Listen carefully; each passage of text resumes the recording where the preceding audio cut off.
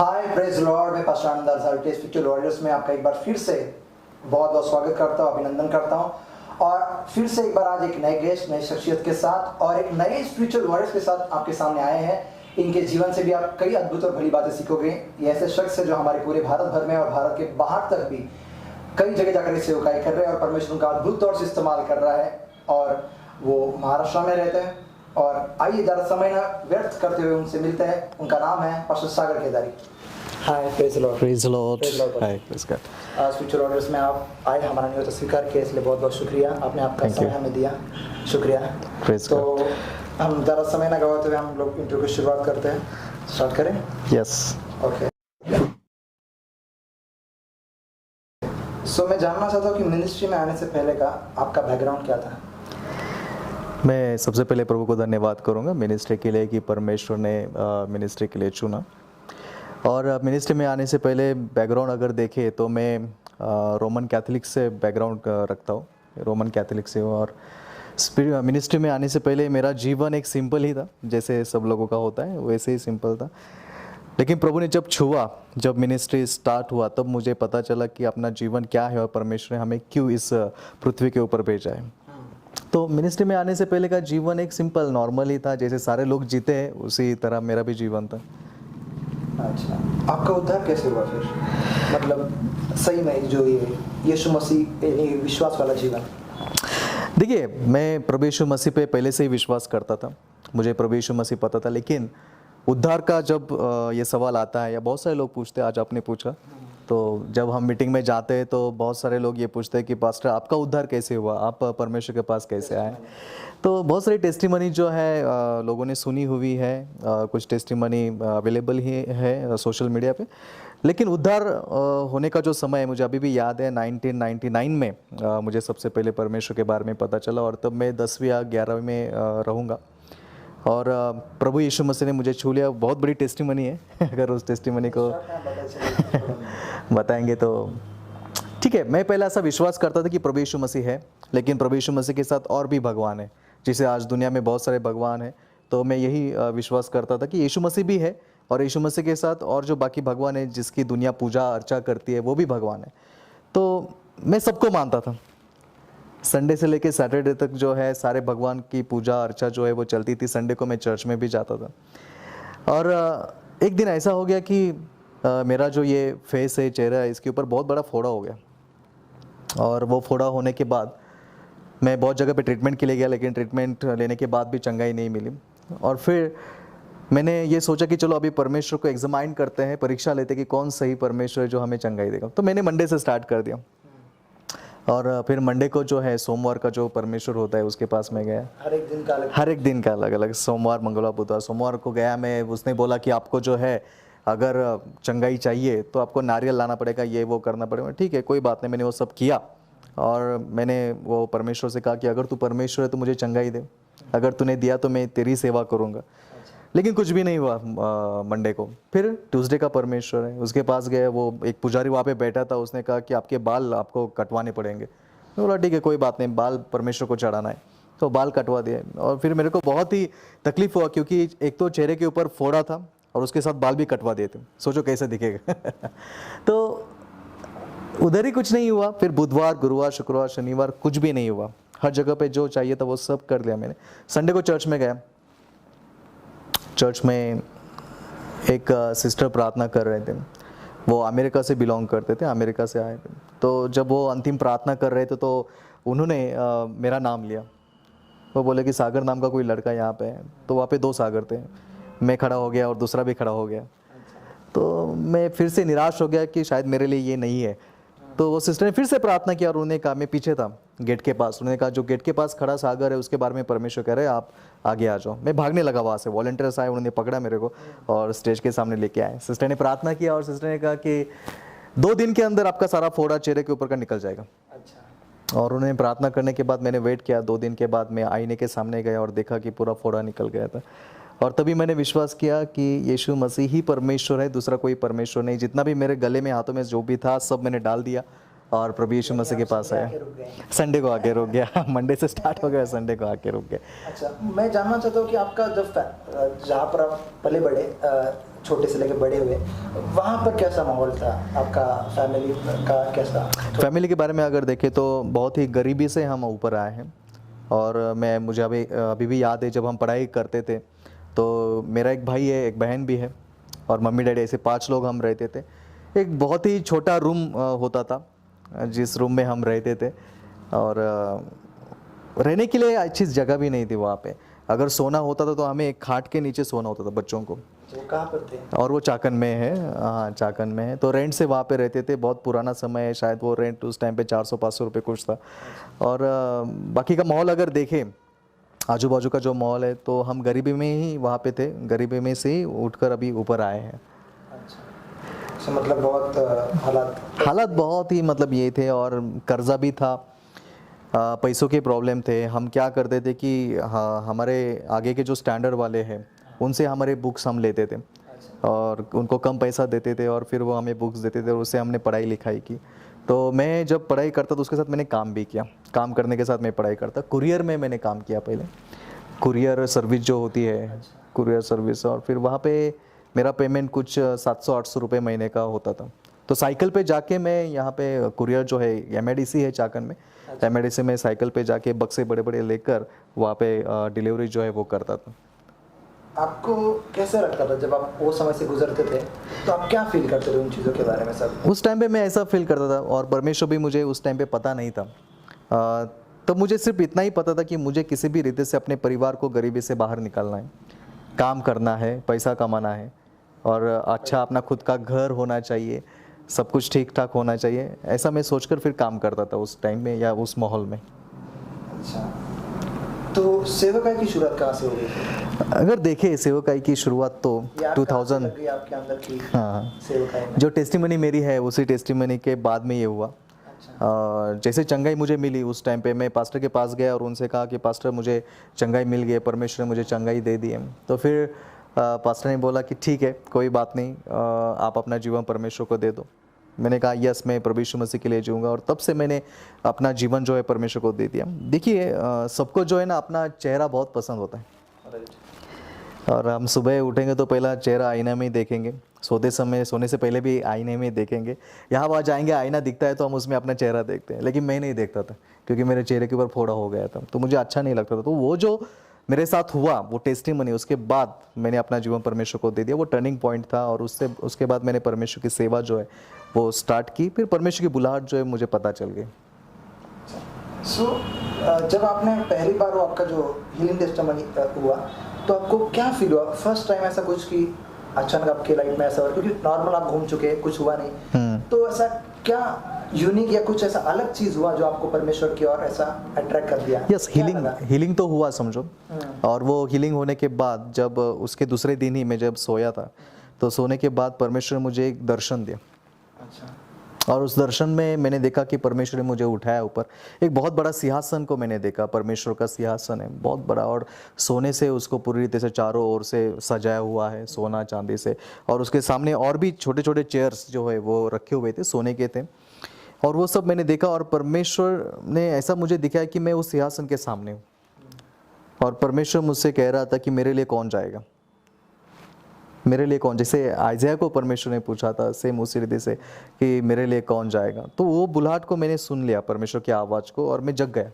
जगने के बाद फिर मैंने परमेश्वर से प्रार्थना की और कही कि मैं जाऊंगा प्रभु, आपकी सेवा करूंगा। आपने ऐसा कहा। सो जब सेवकाई का शुरू होने का जो फेज था वो कहाँ से शुरू हुआ, मतलब कहाँ से आपने स्टार्ट किया सेवकाई में?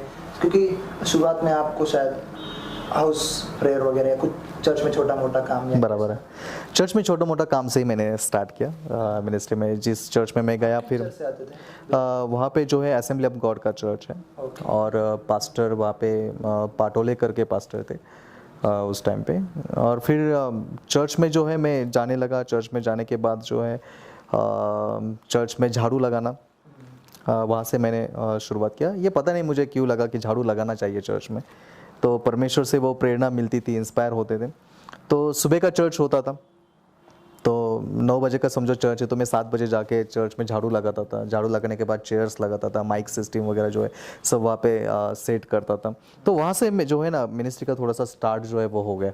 फिर उसके बाद आगे आगे इंस्ट्रूमेंट सीखना वगैरह। और मैं प्रभु को धन्यवाद करूँगा क्योंकि इंस्ट्रूमेंट सीखने के लिए मैं कहाँ पे गाया भी नहीं, क्लास भी नहीं लगा, लेकिन परमेश्वर ने आज मुझे समझो कैशियो है, गिटार है, ड्रम सेट है या फिर कोई भी इंस्ट्रूमेंट है वो बजाने के लिए परमेश्वर ने अनुग्रह दिया।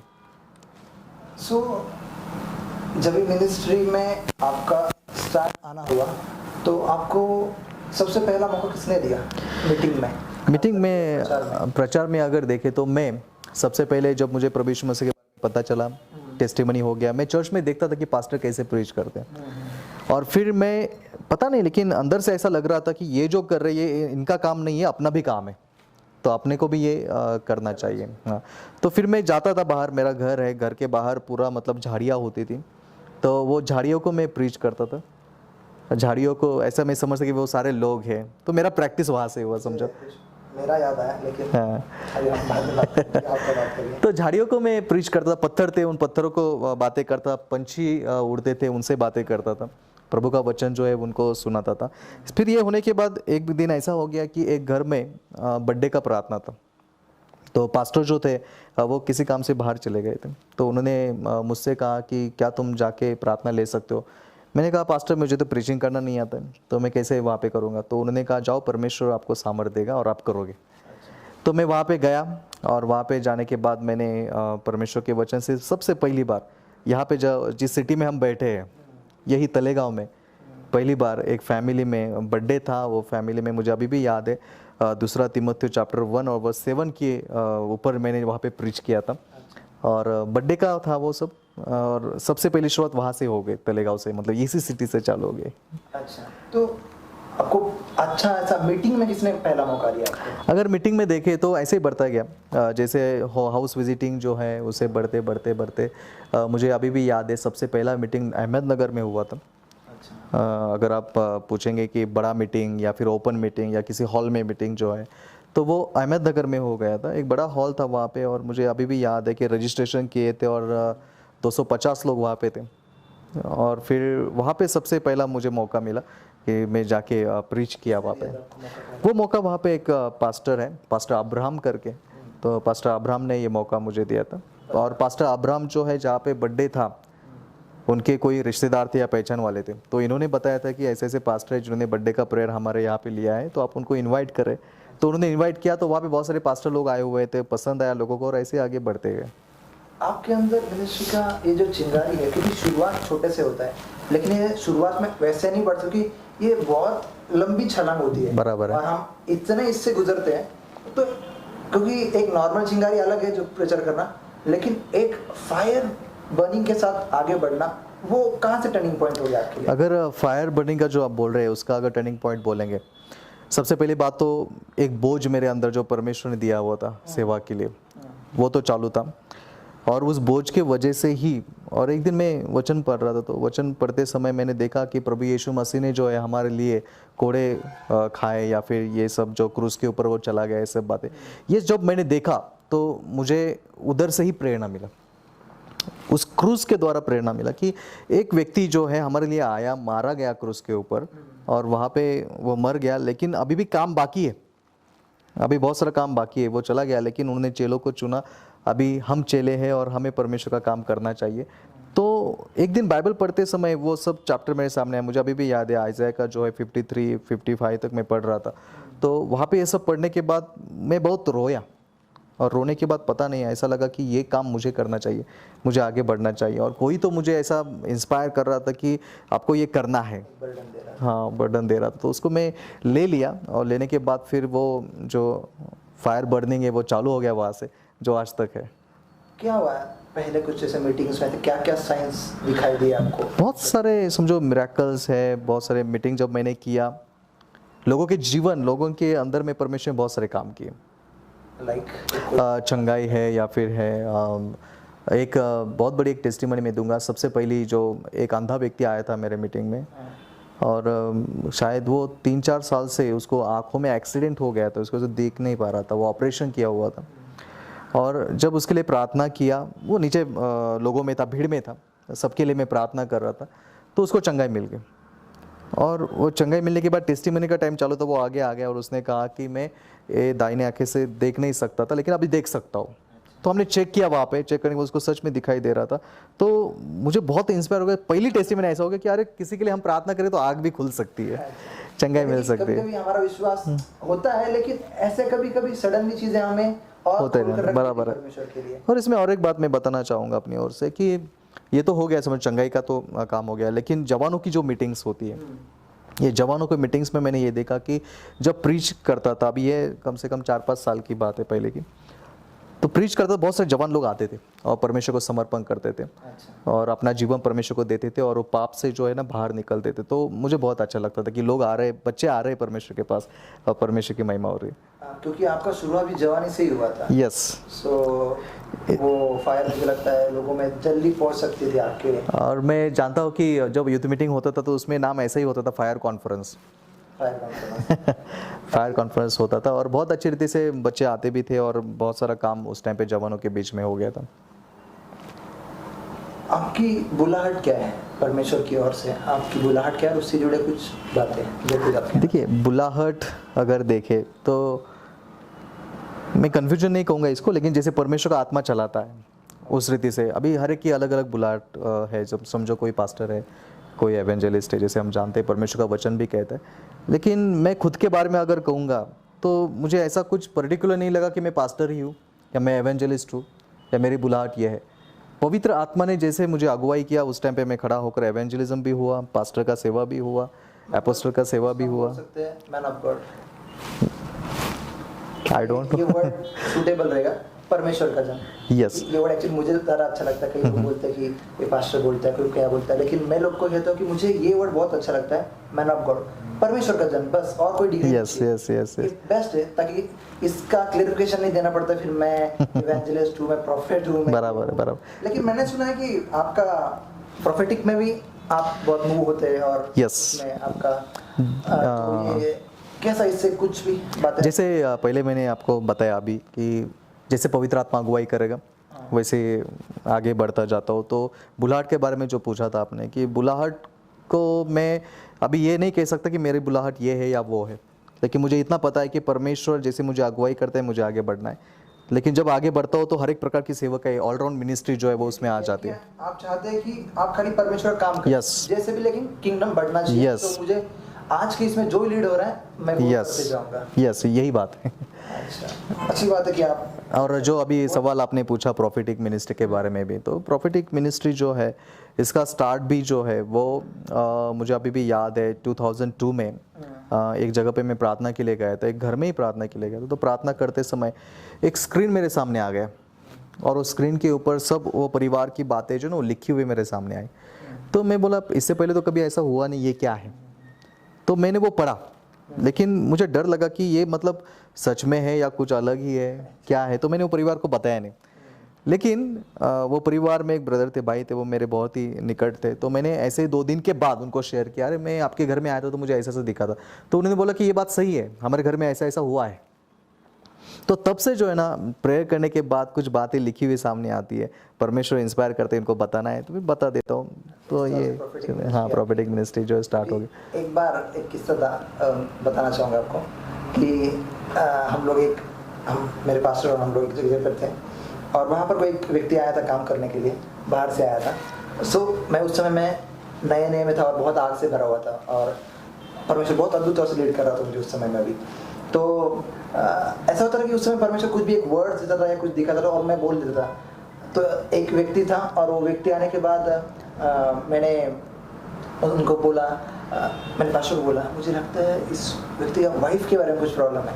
सो पास्टर ने उससे कहा रुको, पहले हम लोग सही से जानकारी लेते, क्योंकि अल्टीमेटली वो भी सोचते थे कि कुछ भी गलत ना जाए। सही बात है। तो फिर हमने उनसे, मेरे पास्टर ने पूछा उनसे कि आपका कैसा फैमिली लाइफ कैसा गया वाइफ का? तो उन्होंने कहा कि हाँ मेरी वाइफ मर गई है।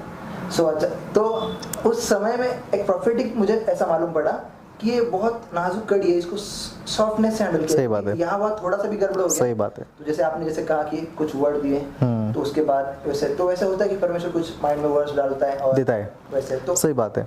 तो आपकी उस इसमें फिर अगुवाई बढ़ती गई। उसके बाद मैं कहना चाहूँगा स्क्रीन के ऊपर सब लिखा हुआ आता था। उसके बाद कान में आवाज़ आना चालू हो गया परमेश्वर बातें करने लगा कान में कि हाँ इसके बारे में ऐसा है, उसको बताओ जाके। तो जब बड़ी बड़ी मीटिंग्स होती थी तो मीटिंग्स में भी परमेश्वर कुछ नाम देता था, किसी का कुछ प्रॉब्लम है तो वो बताता था, हाँ बीमारी क्या है? बीमारी या फिर जो भी उसकी समस्या उसके बारे में परमेश्वर बताता था। तो मैं वहाँ पे बताता था, जैसे परमेश्वर मुझसे बातें करता था वो A to Z वहाँ पे मैं बोल देता था मीटिंग में। तो और मैंने ये भी देखा कि जो परमेश्वर ने बोला ना वो सही होता था। सामने से लोग आते थे और बोलते थे हाँ ये हमारे लिए। मुझे इसमें एक क्वेश्चन पूछना है, क्योंकि आप कई जगह पर जाकर सेवकाई कर चुके, परमेश्वर के साथ आपने एक बहुत गहरा रिश्ता कई सालों से बनाया। कभी ऐसा हुआ कि आपको परमेश्वर की आवाज़ में और आपकी आवाज़ या शैतान की आवाज़ में गड़बड़ी हो गई? कुछ ऐसा लगा कि कुछ तो गड़बड़ी बराबर समझ में नहीं आता है, ऐसा कभी? नहीं कभी। जानबूझ के पूछ रहा हूँ क्योंकि हम सेवकाई करते समय कई बार ऐसे ये बात सही है। और मैं कहूँगा कि इसके बारे में वो किसको हो जाता है पता है क्या, ज़्यादा करके जो परमेश्वर का आवाज़ नहीं सुनते। आप अगर दूसरा आवाज़ सुनने की कोशिश करेंगे तभी वो आवाज़ आएगी आपको शैतान की ओर से या फिर अपने मन की आवाज़ जो है। क्योंकि बहुत बार ऐसा हो जाता है कि परमेश्वर की आवाज़ आती नहीं है, किसी के लिए प्रार्थना करेंगे आप नहीं आएंगे तो आपको शांत रहना है। वो क्या होता है जब परमेश्वर परमेश्वर बात नहीं करे तो हम क्या करते हैं कि अपनी मन की बात जो है वो बोल देते हैं। यानी अगर परमेश्वर साइलेंट, हम चाहते हैं कि अपनी बात ही करे, मतलब हमें ये करना चाहिए। अगर परमेश्वर साइलेंट है तो उन्हें साइलेंट रहना चाहिए, जबरदस्ती की कोशिश नहीं करना चाहिए, नहीं करना चाहिए। नहीं, एक और चीज इसमें है कि कई प्रॉफिट्स है जिनकी भविष्यवाणी बाद में गलत निकली है, तो फिर आप उनके बारे में, मतलब उनके बारे में, इस चीज के बारे में क्या कहना चाहोगे? हम लोग उनके बारे में नहीं फोकस करते, लेकिन चीज के बारे में क्या कहना चाहोगे? ऐसा होता है कि कई बार प्रोफेसी हो जाती है और वो पूरी अगर नहीं होती है तो मैं कहूँगा वो परमेश्वर की ओर से नहीं है। लेकिन एक्चुअली वो प्रॉफिट्स परमेश्वर की ओर से होते हैं, हाँ कई सारी होती है, तो ये क्यों होता है फिर? कि एक बात मैं जानता हूँ, जैसे हम उत्पत्ति की पुस्तक से ही पढ़ते हैं कि जब परमेश्वर बोलता है तो हो जाता है। उसने बोला तो सब कुछ हो गया। अगर वो किसी के बारे में बोला है तो होगा ही। लेकिन ये क्यों ऐसा होता है कि क्यों मिसमैच कर जाते हैं? हाँ, फिर परमेश्वर की ओर से नहीं है वो बात। वो परमेश्वर की ओर से अगर होती है तो वो सही होगी उसके जीवन में, और अगर वो प्रोफेसी गलत हो जाती है तो परमेश्वर की ओर से नहीं। एक तो आपने अपने मन की बात बोली है या फिर आपने, जो व्यक्ति इतना दिन से परमेश्वर का सुनता रहेगा, ऐसा क्या हो सकता है कि एक बात में वो ऐसा गड़बड़ी कर जाए? मैं एक जगह पे प्रार्थना के लिए गया था, हाँ। वो किस्सा बताऊंगा आपको। तो प्रार्थना के लिए जाने के बाद वो सिस्टर ने पूछा कि पास्टर प्रोफेसी कीजिए, ज़बरदस्त प्रोफेसी कीजिए। और फिर मैंने प्रार्थना किया। मैं बोला चलो ठीक है, क्योंकि वचन भी कहता है अगर प्रॉफिट के ऊपर विश्वास करोगे तो सक्सेस हो जाओगे। तो ठीक है, मैंने प्रार्थना किया, लेकिन कुछ आवाज़ नहीं आया, कुछ बात नहीं हुआ। तो फिर प्रार्थना होने के बाद सिस्टर ने बोला कि नहीं, फिर से प्रार्थना करो आप, फिर से अगर अब परमेश्वर बोलेगा। तो मैंने दूसरी बार प्रार्थना किया, तभी भी कुछ आंसर नहीं आया। तीसरी बार प्रार्थना करो, मैंने किया और नहीं आया आंसर, कुछ भी नहीं आया। तो मैंने सिस्टर को बोला कि सिस्टर नहीं, आंसर नहीं आ रहा है परमेश्वर की ओर से। तो फिर उसने क्या किया, हर जगह पे जाके बताया कि ये प्रॉफिट नहीं है, क्योंकि परमेश्वर इनसे बातें नहीं कर रहे हैं। मैंने 3 बार कहा प्रार्थना करो, लेकिन प्रार्थना का जवाब ही नहीं आया। लेकिन जब उसने नहीं बोला कि प्रार्थना करो, मैं घर में गया और मुझे अभी भी याद है कि 4-5 दिन के बाद मैं प्रार्थना में बैठा था। वो सिस्टर का कुछ भी मन में नहीं था, लेकिन परमेश्वर ने बोला कि वो सिस्टर को ऐसा ऐसा बोला है। 5 दिन के बाद मैंने बोला, टाइम का परमेश्वर हाँ, उसके हिसाब से काम करता है। सही बात है। तो फिर मैंने उसको बोला कि सिस्टर ऐसा ऐसा है, परमेश्वर ये बातें आपके बारे में कर रहा है।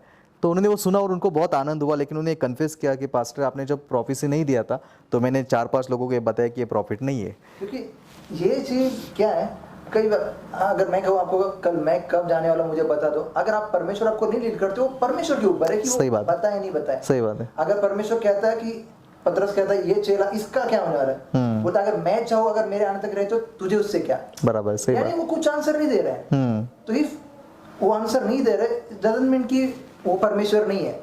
कभी कभी सही बात है, हमारे इस पे लागू हो जाता है कि हम परमेश्वर से प्रेयर करते हैं और परमेश्वर कोई आंसर नहीं देता है। सही बात। फिर हम क्या कहें कि परमेश्वर है नहीं, लेकिन वो उसके समय का है। अगर बराबर तो दे, नहीं तो बराबर बराबर, आप उसे मुकदमा तो नहीं ठोक सकते। सही बात है। हमको क्यों नहीं आंसर दे रहे हैं? इसलिए प्रोफेसी कैसी बात है कि प्रोफेसी अगर होने के बाद जो है आपको वेट करना है। अगर जो टाइम दिया उस टाइम पे अगर नहीं हो गई वो प्रोफेसी, तो ऐसी बात नहीं कि परमेश्वर गलत है। परमेश्वर उसके टाइम के हिसाब से, जैसे आपने कहा, टाइम के हिसाब से परमेश्वर काम करता है। और जो पास्टर है उसके बारे में भी किसी को बोलने की ज़रूरत नहीं है, he is a man of God. वो परमेश्वर का जन है और वचन कहता है कि वो परमेश्वर उसका न्याय करेगा। तो हमें किसी को भी मतलब चर्च को या जो सामने वाले लोग हैं उनको पास्टर लोगों का न्याय नहीं करना चाहिए। वो परमेश्वर है, परमेश्वर करेगा। आपके पास प्रोफेसी आया, अगर हो गया परमेश्वर को धन्यवाद दो, अगर नहीं हो गया तो भी धन्यवाद करो। जो भी है परमेश्वर आगे आपको बताएगा। यानी कि कभी कभी आपके सेंस से चीजें मैच नहीं कर रही तो उसकी वजह से परमेश्वर या उनके लोगों पर हो सकता है कभी कभी, क्योंकि इवन मैंने ये भी देखा है कि कभी कभी हम लोग स्टार्टिंग देखते हैं, एंड देखते हैं, मिडल कभी मिस हो जाता है। ऐसा हो सकता है क्योंकि ultimately we are human being.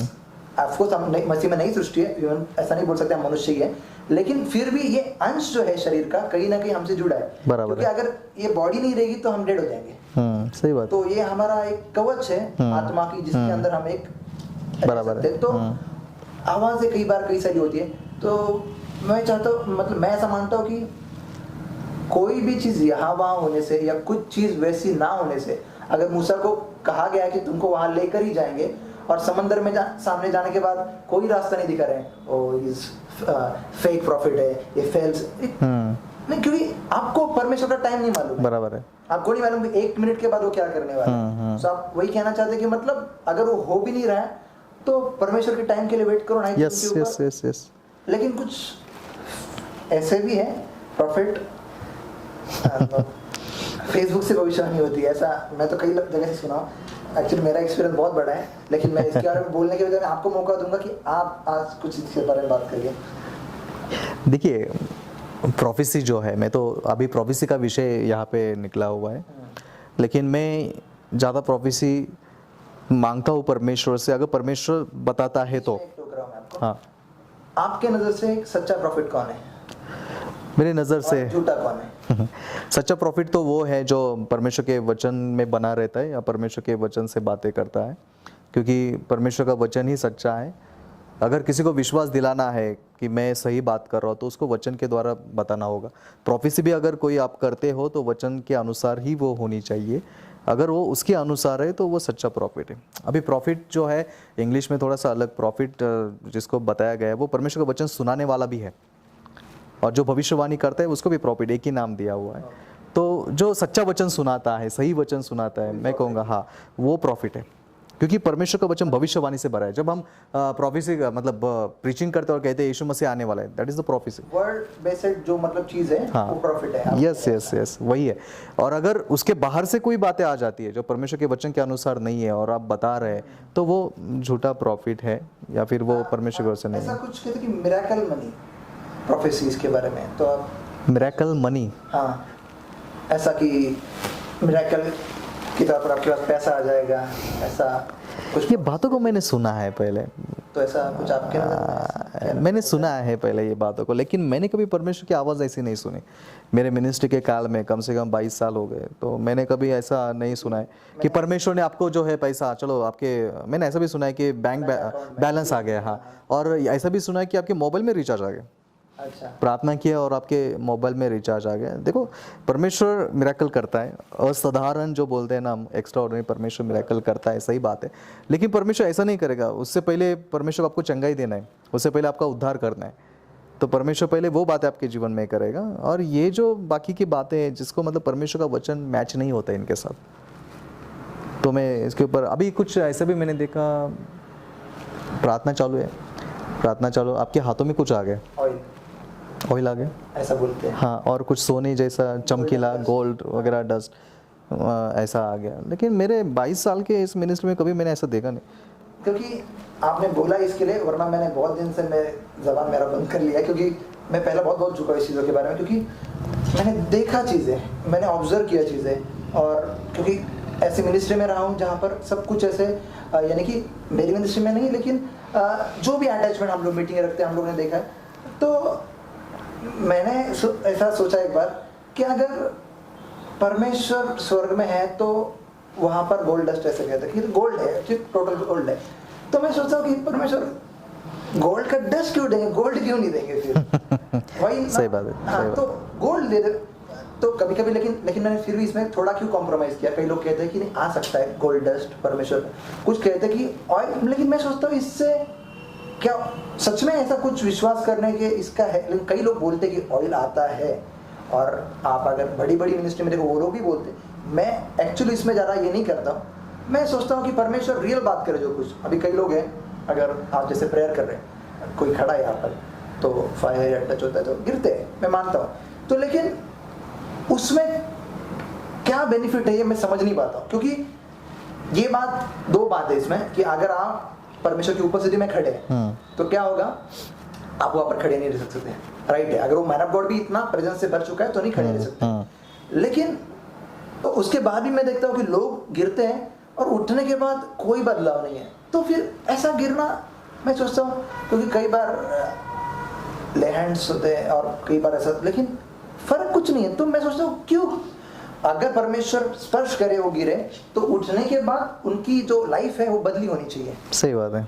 अगर, क्योंकि अगर ना हो रही है, मतलब अगर if I am wrong correct मी, तो आपके इसमें से क्या कहना है आपका? देखिए, ऐसे बहुत सारे मिरेकल्स को हमने देखा है और बहुत सारे सेवक जब प्रार्थना करते हैं तो ये चमत्कार होता है, लोग गिरते हैं, कुछ हाथ रखने के बाद कुछ हाथ नहीं रखेंगे फिर भी गिर जाते हैं। ठीक है, अभी गिरना क्या है, इसके बारे में बहुत सारी कंट्रोवर्सी, बहुत सारे सेवकगण है या फिर जो भी स्कॉलर है इसके बारे में पढ़ाई की हुए है। जो बाइबल के वचन को ज़्यादा मानते हैं वो लोग इसमें पढ़ते नहीं ज़्यादा, वो सिर्फ कहते हैं कि परमेश्वर के वचन को सुनो और उसके अनुसार चलो, बस बाकी की बातों में आप मत आओ। तो ये एक मिरेकल का पार्ट है। जैसे आपने कहा कि जब परमेश्वर की प्रेजेंस आती है तो खड़ा नहीं रह सकते, वो एक बात है। अभी एक टेस्टिमनी में बताऊंगा, एक जगह पे मीटिंग में कर रहा था, तो मीटिंग करने पर एक सिस्टर थी, तो प्रार्थना किया उनके लिए, प्रार्थना करने के बाद नीचे गिर गए। नीचे गिरने के बाद कम से कम 5-10 मिनट के बाद वो उठ गए। उठने के बाद जो है तो उनका चेहरा बदल गया था और उनके आंखों में एक कलर, रेड जैसा कलर था, वो निकल गया था। प्रार्थना से पहले वो था, फिर वो चला गया था। फिर उसके बाद उसने ये कहा कि मुझे बहुत दिनों से जो है ना अंदर कुछ है मेरे, ऐसा लग रहा था शरीर में, लेकिन जब मैं गिर गई, गिरने के बाद वो चला गया और उठने के बाद अभी मैं पूरी रीति से ठीक हूँ। और उसने परमेश्वर को अपना जीवन दिया। विधर्मी थी वो, मतलब जेंटाइल थी, लेकिन उसने परमेश्वर को जीवन दे दिया। तो बहुत सारे लोग जो गिरते हैं, बदलाव भी आते हैं कुछ लोगों के जीवन में उठने के बाद, कुछ लोगों में बदलाव नहीं आते क्योंकि वो बदलना नहीं चाहते। क्योंकि मैं इसको कभी भी टारगेट नहीं करता कि नहीं गिरना चाहिए, ठीक है, क्योंकि मैं खुद मानता हूँ कि मैंने इसके बारे में कई बार सोचा कि ऐसा क्यों होता है। गिरना अगर सच में परमेश्वर की उपस्थिति, ठीक है, सिर्फ गिरने से कुछ नहीं हो। कुछ लोग को लगता है हम गिर जाएंगे तो मतलब ऐसा लगेगा। अगर सच में परमेश्वर का उपस्थिति आपको, मतलब आप खड़े नहीं रह पाए, आई थिंक वो चेंज कर देगा। अदरवाइज आप कितने भी कुछ भी करो तो उसमें से कुछ बेनिफिट नहीं है। वो एक, मैं कहूँगा कि वो एक परमेश्वर का उपस्थिति का भाग है जब लोग गिर जाते हैं।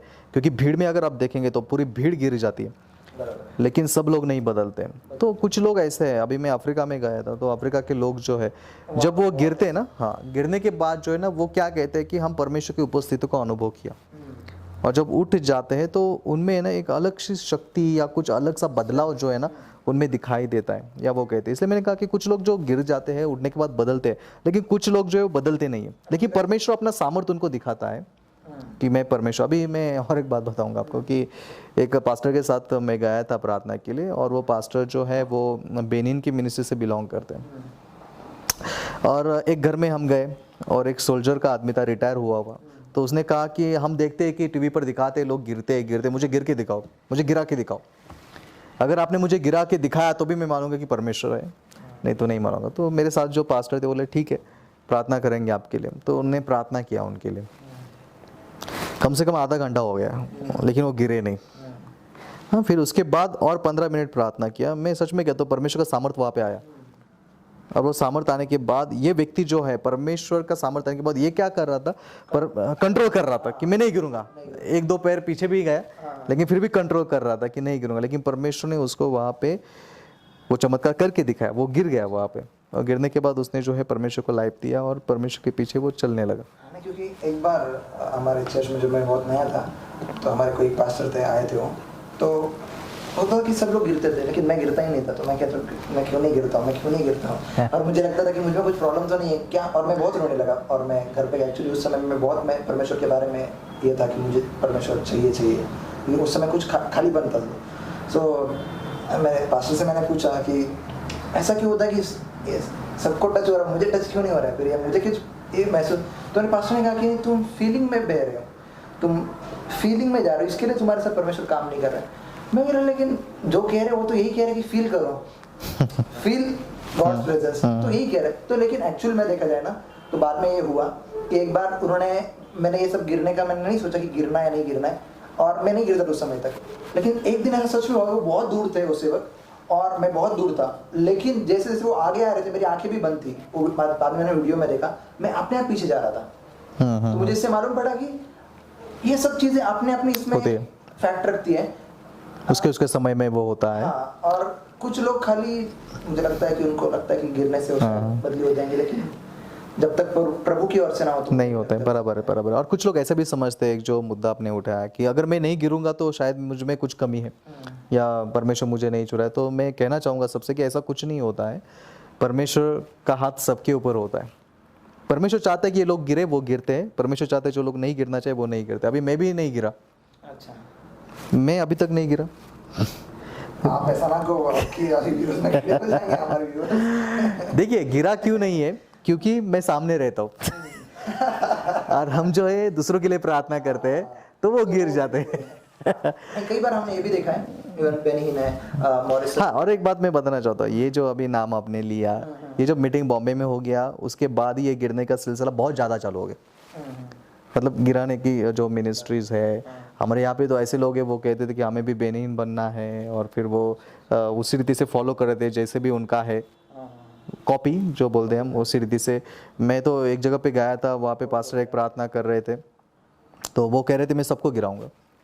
तो मैं भी खड़ा था वहाँ पे, मैं बोला ठीक है बाबा, कोई बात नहीं, गिराओ। हाँ, फिर आए वो सबके लिए प्रार्थना, सब पास्टर लोग थे, कुछ पास्टर लोग गिरे। और फिर मेरे बाजू में एक पास्टर था, औरंगाबाद से बिलोंग करता है वो, तो वो वहाँ पे था और उसके लिए प्रार्थना किया, हाथ रख दिया उसके ऊपर, प्रार्थना कर रहे थे। वो नहीं गिर रहा था क्योंकि उसको परमेश्वर का प्रेजेंस वहाँ पे मतलब इतना फील नहीं हुआ। तो ये पास्टर ने क्या किया, दबाया उसको और दबाया उसको ज़बरदस्ती से। ठीक है, अभी तो नहीं गिर रहा है। तो उसने क्या किया, बाद में उसके यहाँ पे हाथ डाला नीचे और उसको गिराने का प्रयास किया। अभी नीचे हाथ डालेगा तो उसका पैर ऊपर हो जाएगा ना, तो गिरेगा ही ना। हाँ, तो वो गिर गया बाद में। पर गिरने के बाद वो चिल्लाया और वो पास्टर को बोला कि पास्टर आपने मुझे जानबूझकर, मैं नहीं गिर रहा था, आपने क्यों मुझे प्रेस किया, दबाया। तो ऐसे भी कुछ मिनिस्ट्रीज में हम देखते हैं। आज मैंने बहुत सारे ऐसे मैन ऑफ गॉड को देखा है कि वो है ना क्या करते, दबाते, नहीं गिर रहे ना तो ज़बरदस्ती गिराते। तो ये नहीं करना चाहिए। हमारे देश ज़्यादा क्या कहते हैं हम लोग, हमारा ताकत वहाँ पर शो करने की कोशिश करते, परमेश्वर की ताकत की ये नहीं करते। सही बात है, वो नहीं गिर रहा है, सही बात तो हमारा रिजल्ट होगा क्या? कोई जरूरत नहीं, अगर नहीं गिर रहा है तो नहीं गिर रहा है। हाँ। प्रभु की मर्जी नहीं, वो ना गिरे तो ना गिरे, सही बात है। चाहे तो गिर जाए, अच्छी बात है, क्योंकि अल्टीमेटली बदलना तो उसको ही है, हम नहीं बदल सकते, क्योंकि हम खुद को भी नहीं बदल पाए। सही बात है, सही बात। उनको कैसे बदलेंगे हम? तो मुझे लगता है कि अल्टीमेटली गॉड के टाइम के हिसाब से हमें जाना चाहिए। कई बार ये कंट्रोवर्सी बहुत सारी होती है, बहुत बातें हैं ये। तो मैं इतना ही कहना चाहूँगा यहाँ पे कि कोई गिरे या ना गिरे, आप परमेश्वर का वचन लेके चलिए, वही आपके लिए इम्पोर्टेंट है ज़्यादा। आपने कितना साल हो गया आप मिनिस्ट्री कर रहे हैं? मैं 2000 से स्टार्ट किया, पर 2000 से 2000 लगभग 21 साल हो रहे हैं। तो इतने बड़ी मिनिस्ट्री के इसमें आपके क्या एक्सपीरियंस है अभी तक का? मिनिस्ट्री क्या आपके हिसाब से मिनिस्ट्री क्या है? देखिए, अभी मैं इसको बड़ी मिनिस्ट्री ये नाम नहीं दे सकता, या फिर मैं नहीं बोलता हूँ इसको बड़ी मिनिस्ट्री, क्योंकि हमने कुछ नहीं किया अभी तक, कुछ नहीं किया है। मतलब मैं भी मानता हूँ कि 21 साल हो गए, लेकिन मैंने अभी तक जैसा चाहिए वैसा नहीं हो पाया, और भी आगे बढ़ना या करना है। तो मिनिस्ट्री का एक्सपीरियंस अगर आप बोलेंगे, या फिर मिनिस्ट्री जो है, तो मैं प्रभु को सबसे पहले तो धन्यवाद करता हूँ कि परमेश्वर इस बात के लिए हमें चुना, या फिर मिनिस्ट्री जो है हम कर रहे हैं। तो 21 साल में बहुत सारी बातें हो गई। 21 साल में अलग अलग प्रकार की मिनिस्ट्री हुआ, ये सब बातें जो है वो होती गई मिनिस्ट्री में। और बड़ी मिनिस्ट्री नहीं है, जो भी परमेश्वर ने दिया हुआ है वो काम हम कर रहे हैं। सेवा के बारे में जो आपने पूछा कि सेवा मतलब क्या अनुभव है सेवा के बारे में, या फिर क्या, तो मैं ये ज़्यादा नहीं मानता हूँ कि मुझे ओपन मीटिंग चाहिए, या फिर वहाँ पे आके लोगों को प्रीच करना है, या फिर लाइव या फिर टीवी पे ऐसा आना है। मैं ज़्यादा ये मानता हूँ कि देखो, सेवा और परमेश्वर का काम ये दो बातें अलग है। सेवा एक अलग बात है और परमेश्वर का काम ये अलग बात है। तो मैं ज़्यादा करके सेवा पे फोकस करूँ। सेवा क्या है, अगर हम देखेंगे जॉन चैप्टर 15, 16 और 17 में यीशु मसीह ने चेलों से कहा था कि तुमने मुझे नहीं चुना लेकिन मैंने तुमको चुना है और तुम्हें नियुक्त किया है ताकि तुम फल लाओ और तुम्हारा फल बना रहे। और 17 में ऐसे लिखा कि आप एक दूसरे से प्यार करो, प्रेम करो, इसलिए ये बातों को मैंने आपको सिखाया है। तो परमेश्वर का काम क्या है? जब हम खड़े रहेंगे, प्रीच करेंगे, कि इंस्ट्रूमेंट को बजाएंगे, वर्शिप लीड करेंगे या सुसमाचार फैलाएंगे, वो सब परमेश्वर का काम है, वर्क ऑफ गॉड। लेकिन जब सेवा का बात आता है तो सेवा में ये समझता हूँ कि मुझे प्रभु यीशु मसीह के नाम में जो भूखे हैं उनको खिलाना है, जो प्यासे हैं उनको पानी देना है, या फिर जिनको कपड़ा नहीं वो कपड़ा भी उनको देना है प्रभु यीशु मसीह के नाम में। मतलब वो प्रभु यीशु मसीह का नाम भी जाएगा उनके पास, ऐसा नहीं कि सिर्फ उनको खिलाएंगे और छोड़ देंगे, ऐसा नहीं। उनको पहला तो प्रभु का नाम बताना है कि हम क्यों कर रहे हैं अभी। हाँ, मैं बताना चाहूँगा कि हम यहाँ पे थे एक जगह पे, क्या नाम है उसका, श्रीरामपुर करके है अहमदनगर में, तो वहाँ पे हमने ये किया था। तो जो भिखारी लोग बैठते हैं रास्ते के ऊपर, तो उनके पास हम गए और उनको पहला यीशु मसीह के बारे में बोला। यीशु मसीह के बारे में बोलने के बाद उनको कपड़ा दिया और उनको हमने ये कहा, हम ये क्यों कर रहे हैं आपके लिए, क्योंकि प्रभु यीशु मसीह ने हमको ये सिखाया। अगर वो नहीं सिखाता था तो ये सेवा जो है ना हम नहीं करते थे। हम फ्रंट में प्रभु को रखते हैं। हाँ, तो ये सेवा है। और जो बाकी चर्च में या बाकी मीटिंग्स में जो काम है, परमेश्वर का काम है, क्योंकि वचन कहते हैं आप जैसे काम करेंगे उसका प्रतिफल आपको मिलेगा। और हमारा काम जो है उसकी परीक्षा अग्नि से भी हो जाएगी कि सही में काम किया या कैसा काम किया। आपकी नज़र से परमेश्वर के सामर्थ्य का या अभिषेक का क्या सीक्रेट है?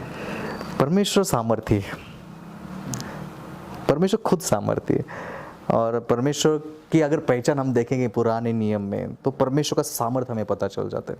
हर जगह पे जो चमत्कार मिरेकल्स परमेश्वर ने किए, तो प्रभु खुद सामर्थ्य है। तो मैं ये मानता हूँ कि अगर परमेश्वर हमारे साथ में है या प्रभु वहाँ पे आ चुका है तो उसका सामर्थ्य भी वहाँ पे आ चुका है और वो सामर्थ्य से सब कुछ हमारे लिए करेगा। आप क्या सोचते हैं कि हमारा लाइफस्टाइल एक as a servant of God, a man of God क्या होना चाहिए? जैसे सारे लोग जीते हैं वैसे ही हमें जीना चाहिए। अभी समझो हम पास्टर है तो हम खुद कुछ अलग है ऐसा नहीं दिखाना चाहिए। हाँ, ऐसा नहीं। अभी मैं देखा हूँ बहुत जगह पे पास्टर, हाँ पास्टर है तो फिर वो थोड़ा सा मतलब प्राइड भी है या फिर वहाँ पे सिंपल या हम्बल नहीं है। यानी आप यीशु मसीह का वो बात बोल रहे हैं कि जो सबसे बड़ा बनना चाहता है छोटा बनना चाहिए उसको। हाँ, और जो ऊंचा है उस सेवक की समान बने। तो वो होने के बाद ही हमें ऊंचा किया जाएगा, तो वो होना चाहिए। जो नम्र है वो महिमा का अधिकारी होगा। क्योंकि बहुत बार ऐसा होता है कि पास्टर लोग जो है वो ऐसा समझते हैं कि हम परमेश्वर के जन हैं, तो जैसा सेवा करना चाहिए लोगों के लिए वैसा नहीं कर पाते। लोग समझो उनको कांटेक्ट करेंगे या फिर लोग उनसे बात करना चाहेंगे तो वो क्या कहते हैं कि मेरे पास टाइम नहीं है, या फिर बाद में कॉल करो, या फिर मेरे असिस्टेंट से बात करो, ये करो वो करो। हाँ, मेरा नहीं है कोई असिस्टेंट नहीं है मैं खुद ही मेरा असिस्टेंट हूँ। आजकल ऐसा होता है कई बार कि कई लोग कुछ आपका जो सवाल है वो मुझे कब पूछा गया तो मैं बताता हूँ आपको। आउट ऑफ इंडिया के लिए जो परमेश्वर मुझे चुना जाने के लिए, तो वहाँ के जो ऑर्गेनाइजर थे उन्होंने कहा कि अरे पास्टर आप खुद बात कर रहे हैं, आपका कोई असिस्टेंट नहीं है। तो ऐसा लगता है कि आपका रेपुटेशन है ये सब। मैं इसके बारे में बहुत नाराज़ हूँ लोगों से। मैं सच कहता हूँ, ये चीज़ मुझे इतनी हर्ट करती है कि इसके लिए मैं लोगों से बिल्कुल मिला गुला नहीं रहता हूँ। ऐसा नहीं कि मुझे नहीं अच्छा लगता है, लेकिन मेरे लाइफ में मैंने इतने कम लोग को अभी ये करके रखा है कि कई लोग कहते हैं कि पास्टर आनंद बहुत थोड़े, प्रॉब्लम एटीट्यूड का नहीं है, प्रॉब्लम ये है कि जो है वो वैसे नहीं है। क्योंकि देखो यीशु मसीह खुद परमेश्वर होकर अगर वो इतने नम्र हो सकते हैं, तो लोगों को कहता हूँ हमें कितना होना चाहिए फिर। सही बात है। अगर वो परमेश्वर होकर भी यहूदा को चाहे तो एक थप्पड़ ही मार सकते थे। मैंने एक बात आपको कहता हूँ, उसको बहुत इंपॉर्टेंट है वो। जब केन और हबील का कुछ हो गया, जब उसने अपने भाई को मारा और उसको पूछा तेरा भाई कहाँ पर है, तो इसे क्या मैं उसका रखवाला हूँ, क्या मैं उसका प्रोटेक्टर हूँ? तो अगर सोचो आप एक नेचुरल पर्सन है और आप मुझसे पूछो कि आप एक रिस्पेक्टेड पर्सन है, रिच पर्सन हो, एक पुणे के एक रिच पर्सन हो आप, और आप मुझसे पूछते कि अरे तेरा भाई कहाँ पर गया, आपका भाई कहाँ पर गया, अगर आप मुझसे पूछते ऐसा, तो मैं आपको कहूँगा मैं क्या मेरे भाई का रखवाला हूँ? अगर आप एक रिच पर्सन है, आपका रिएक्ट क्या होगा? शॉर्ट में बताऊँ मुझे, आप क्या कहोगे? एक तो आप उसको थप्पड़ लगाओगे, या तो बोलोगे क्या बात कर रहे हो। लेकिन परमेश्वर का उसके बाद भी ऐसा रिस्पॉन्स रहा, और उसने भी कहा कि मुझे घात ना किया जाए। परमेश्वर ने कहा तुझे कोई घात नहीं करेगा। मैं सोचता हूँ कि परमेश्वर मतलब कौन, परमेश्वर कैसा रिस्पॉन्स दे रहा है। कोई दूसरा एक साधारण सा भी व्यक्ति, अगर कोई पास्टर भी होता सही बात तो भी थप्पड़ मार देता। खुद परमेश्वर के नजर में सब कुछ दिख रहा है और वो इतना सामर्थ्य बोल देता तो भी मर जाता हो। लेकिन सुनो, ये इंसान बोल रहा है उनको सही बात है कि मैं क्या रखवाला हूँ, और वो भी परमेश्वर। एंड डरने की बात है कि आप कैसे बोल सकते हो। तो आप वही कह रहे हैं कि हम्बलनेस होना चाहिए। और कैसा है कि एक दूसरे को जो है अपने से ऊंचा समझो, श्रेष्ठ समझो, ऐसा लिखा गया है, तो हमें वो करना है। अगर ऐसा कुछ होता, अभी असिस्टेंट है, ये है, वो है, मैं तो ऐसा देखता हूँ कि कोई पास्टर लोग चलते तो 10-10 लोग उनके बाजू में रहते।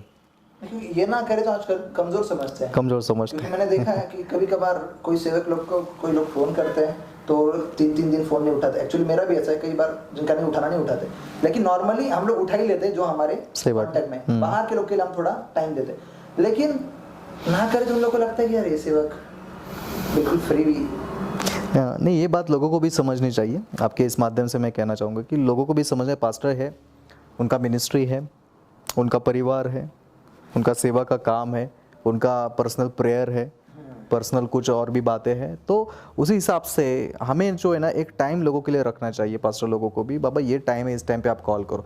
समझो किसी को कुछ बहुत ही इमरजेंसी है तो आप कर सकते हैं। मैं देखता हूँ लोग कभी कभी 1 बजे 2 बजे रात को कर देते हैं। ठीक है, आपका इमरजेंसी है, कुछ प्रॉब्लम नहीं है, लेकिन प्राइवेसी का ध्यान रखना चाहिए।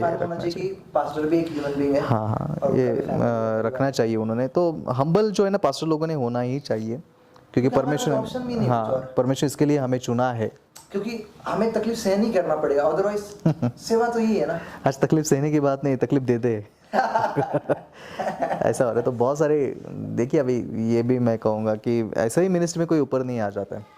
बहुत सारी बातों को, तकलीफों को सहना पड़ता है, जो मुझे भी सहन करनी पड़ी। मेरे सीनियर से मैंने सहन किया, बहुत सारी बातों को सहन किया। उन्होंने मुझे तक चर्च से तो ये हो जाता है बराबर, हकल दिया था मेरे को चर्च में से, नहीं आना है चर्च में। क्यों? क्योंकि मेरा मिनिस्ट्री बढ़ रहा था। कई बार ये थोड़ा प्रॉब्लम हो जाता है। उनको ऐसा लगा कहीं तो मेरा मिनिस्ट्री कम हो रहा है, इनका कुछ बढ़ रहा है। एक्चुअली वो इनसिक्योरिटी मुझे लगता है, लेकिन कभी कभार वो हर लोगों में आने लगती है। लेकिन अगर आप परमेश्वर से जुड़े रहोगे तो बहुत रेयर है वो चीज़।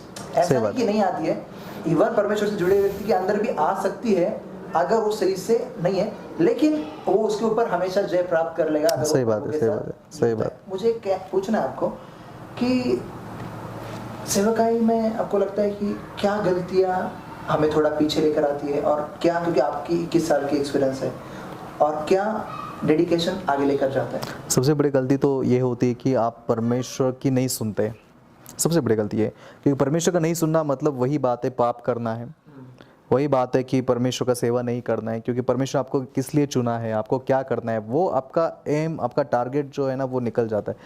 तो ये बात है कि आपको पीछे लेके आती है। लेकिन और एक बात मैंने ऐसा देखा है, मतलब मेरे जीवन में, लेकिन बहुत सारे पास्टरों की सेवकाई में मैंने ऐसा देखा है कि परमेश्वर जिसको चुना, परमेश्वर उससे काम करवा लेता है। शायद समझो वो पाप में भी गिरे, पाप भी गिरे, लेकिन परमेश्वर उसको उपयोग में लाता है, लेकिन अंत में उसका उद्धार नहीं होता नहीं होता है, क्योंकि वो जो पाप में है, अगर पापी व्यक्ति, उसने पश्चाताप नहीं किया, उसने अगर मन नहीं फिराया है, तो परमेश्वर के कि उसकी देह तो तकलीफ के लिए दी जाती है, क्योंकि आखिर के दिन में उसको बचाया जाए। हाँ, वो भी बात है, लेकिन सबसे बड़ी बात और एक जगह पे जैसे लिखा गया है कि ऐसा कोई अगर पाप करता है, पश्चाताप करता है, पाप करता है, पश्चाताप करता है, तो उसका मन वो नहीं फिरा सकता। एक्चुअली ठीक है, इसको हम नहीं ज़्यादा बढ़ाएंगे एक्चुअली मुझे आप तक कंट्रोवर्शियल में आना चाहिए था, लेकिन मैं पता नहीं मेरा जो लीड हो रहा है, मैं एक बढ़ रहा हूँ। एक और चीज़ पूछना चाहूँगा। आजकल आप कुछ वर्शिपर्स लोग को देखते रहेंगे या नए प्रचारक लोग को, कुछ सारी चीज़ होने के बाद उनकी जो ओड है सेलिब्रिटीज़ बनने की, तो आपके नज़रिए से क्या देखते हैं आप इसको? अगर वो सेलिब्रिटी बनना चाहते हैं सो लेट इट बी, उनकी इच्छा है बनना है तो सही है, गलत है क्या है? ये तो समझो जजमेंट हो जाएगा, जज करना हो जाएगा। तो हर एक को जो है परमेश्वर का वचन पता है। सबसे बात, अभी सेवक के बारे में आपने बोला, वर्शिपर के बारे में बोला, एक और कंट्रोवर्सी छिड़ी, अच्छा वो याद है मुझे अभी हाल ही में, लेकिन मैंने खुद उसके ऊपर बात की। मैंने कहा लोगों को कि उनको जाने दो, क्योंकि हाँ हमें क्रिटिसाइज करना है, क्योंकि क्रिटिसाइज ना करें तो भी प्रॉब्लम है, लेकिन एक मर्यादा है, लव को क्रॉस नहीं करना है, क्योंकि प्रेम से जो कुछ भी अधिक होता है वो पाप होता है। तो मैंने भी कहा कि ठीक है हम, क्योंकि एक्चुअली मैं खुद सोशल मीडिया से इतना मैंने दूरी बना लिया है, ऐसा नहीं कि नहीं, अगर आप मेरा पिछला कुछ देखो सोशल मीडिया, वो बहुत एक्टिव यानी कि बहुत लोग कनेक्टेड है, लेकिन प्रभु के साथ जुड़ने की वजह से वो सब चीज़ें टूटती गई, और मुझे ऐसा लगने लगा कि ये इंपॉर्टेंस नहीं है मेरा प्रभु के साथ जुड़ा, क्योंकि जब मेरे सामने समस्या खड़ी रहेगी तब शायद मेरे मिलियंस होना गलत नहीं है, होनी चाहिए, कुछ हो तो अच्छी बात है, लेकिन वो मुझे नहीं सेव करेंगे। या अगर कल कोई मेरे घर में बीमार है तो मैं उनको this is my subscriber, this is my views, तो वो उनको चंगा नहीं करेंगे, हमको प्रेयर ही कर रहे हैं यीशु के नाम से चंगा हो, और वो प्रेयर तभी सुनेगा आपकी जब आप, क्योंकि क्या कहता है वो आपको जानता है। सही बात है। हाँ। सो इन चीज़ों के, इसके लिए मैंने पूछा कि आज ये और ज़्यादा इसकी ओर गया सेवा का। देखो सेवा मैं मानता हूँ कि निस्वार्थ होनी चाहिए, तभी वो सेवा होती है। सही बात है। नहीं तो फिर वो क्या हो जाएगा, बिजनेस हो जाएगा। आप कुछ मुझे दे रहे हैं, मैं आपको दे रहा हूँ, बिजनेस हो जाएगा। लेकिन सेवा निस्वार्थ होनी चाहिए। हाँ, उसका प्रतिफल प्रभु देता है। तो उसकी वजह से आप आज अगर आप मुंबई में रहते तो आपको अच्छी तरीके से मालूम पड़ता कि मुंबई में ऐसा है, हमारे खास करके हमारे मुंबई शहर में, कि बाजू में भी कई और जगह पे रहेगा कि कुछ नए लड़के लोग वर्शिपर शुरू हो जाते हैं, वो एक दो गाना गाते हैं, उनके अंदर एक सेलिब्रिटी का एक भूत आ जाता है उनके अंदर, या कुछ सभाएं हो जाती है मैं सेलिब्रिटी बन गया हूँ। हालांकि सभी लोग कर सकते करें, लेकिन क्या ये सही लगता है आपको? सेलिब्रिटी बनने से अच्छा है कि वो परमेश्वर की आज्ञा को सुने, परमेश्वर जो उनसे बातें, अगर वर्शिप में बढ़ रहे हैं तो आप वर्शिप में बढ़ो, परमेश्वर का जन रहकर आप परमेश्वर का काम करो। क्या आपने ऐसा देखा कि कोई लोग बॉडीगार्ड लेकर और एक देखा है मैंने पास्टर लोगों के साथ है, उससे रिलेटेड बात कर रहा हूँ मैं। पास्टर के साथ ऐसे बॉडीगार्ड्स वगैरह जो है वो रहते। इसमें दो पहलू हैं। पहला तो मैं ये कहूँगा कि जो कुछ कंट्रीज ऐसी है कि जहाँ पे सच में अगर देखा जाए तो हाँ कि पास्टर लोगों को टारगेट किया जाता है, उनको शूट किया जाता है, बहुत सारी ऐसी बात है। तो लेकिन एक दूसरा एंगल दिखावे का भी, हाँ, कि सिक्योरिटी की कोई ज़रूरत नहीं है। अभी मैं यहाँ पर आने के बाद सिक्योरिटी लेकर नहीं आता हूँ। नहीं, अपने यहाँ की बात नहीं ये बात अपनी इंडिया की नहीं है, या फिर इंडिया की नहीं, कुछ इंडिया की बात कर रहा हूँ। हाँ, कि ऐसा होता है, आपने देखा रहेगा। हाँ, अपने इधर है ना, अपने इधर है। दिखाने के लिए एक होता है कि मैं कुछ हूँ, आप शायद मेरी बात से रिलेट कर पा रहे हैं कि मैं कुछ हूँ, ये दिखाना। ओके, ये तादाद बड़ी है, छोटी है, आज है। और अगर मैं आपको दिखाऊँ ये बड़ी तादाद है, और इसके ऊपर कई सारे लोग बात भी करते हैं। सही बात है। तो बाउंसर्स होते हैं इनके साथ में, और देखो आपको जरूरत है, आपको देखो अगर आपकी सेवकाई एक 20-25 हज़ार की, 15,000 की है, लाख रुपये, तो आपको जरूरत है, श्योरली जरूरत है। अगर कोई भी कल होता जरूरत है, लेकिन आपके पास बस एक 50-100 लोग हैं, और उसके बाद भी आपके, मतलब मैं उसके विरोध में नहीं, लेकिन ये कहाँ तक सही है? ये सेलिब्रिटीज बनने की तरह है कि, तो नहीं, वो तो गलत है ना फिर। हाँ, तो आप मतलब क्या समझती है, सेवकाई है कि नहीं? वो तो सेलिब्रिटी बनना चाहते हैं, और वही बात है, जहाँ पे ज़रूरत है वहाँ पे होना चाहिए, जहाँ पे ज़रूरत नहीं वहाँ पे, यानी वो प्रसिद्धि की सेवा कर रहे हैं। प्रसिद्धि, या फिर उनको वही चाहिए कि लोग उनकी प्रशंसा करें, या आदर जो परमेश्वर के दास है उनसे इनको ज़्यादा सम्मान मिले, इनको ऊंचा उठाया जाए। यीशु मसीह खुद बहुत फेमस थे, लेकिन सेवा प्रसिद्धि के लिए नहीं कर रहे थे। अगर आप प्रभु के लिए काम करोगे तो मेरे हिसाब से हम अपने आप फेमस हो जाएंगे। ऑलरेडी है। हाँ, ऑलरेडी है, प्रभु जानता है। कई लोग मुझे बोलते हैं ना, मैं कभी कभी अगर लाइव जाता हूँ, अभी तो नहीं, अभी बहुत पहले जाता था, लेकिन मैं कहता था लोगों को, कभी ये मत समझना अगर मैं कह रहा हूँ कि ये वीडियो लोगों तक पहुँचा, मुझे ज़रूरत नहीं, एक जानता है ना, इनफ हो गया, क्योंकि वो सबसे बड़ा है, लेकिन उन तक हमारी चीज़ें पहुँच, सही बात है, ज़रूरी है। देखिए, परमेश्वर का नज़रिया यहाँ पे इम्पोर्टेंट है, लोगों का नज़रिया नहीं। लोग हमें देखेंगे फिर हम सेलिब्रिटी बनेंगे, ये इम्पोर्टेंट नहीं है। परमेश्वर आपको देख रहा है, परमेश्वर के नज़रे से आप जैसे भी है परमेश्वर को भाते हो, वो इम्पोर्टेंट है आपके लिए। क्योंकि मैंने आपका लाइफ देखा है, क्योंकि आप बहुत सिंपल इसमें रहते हो, और आपका ज़्यादा जगमगाहट नहीं है, उसके बारे में तो जानेंगे हम आगे क्या है क्यों नहीं, लेकिन आप थोड़ा, आपको रिलैक्सेशन से बाहर आना पड़ेगा, क्योंकि हम लोग जा रहे हैं कॉन्ट्रोवर्शियल सवाल में, तो हम कॉन्ट्रोवर्शियल में जाएँ या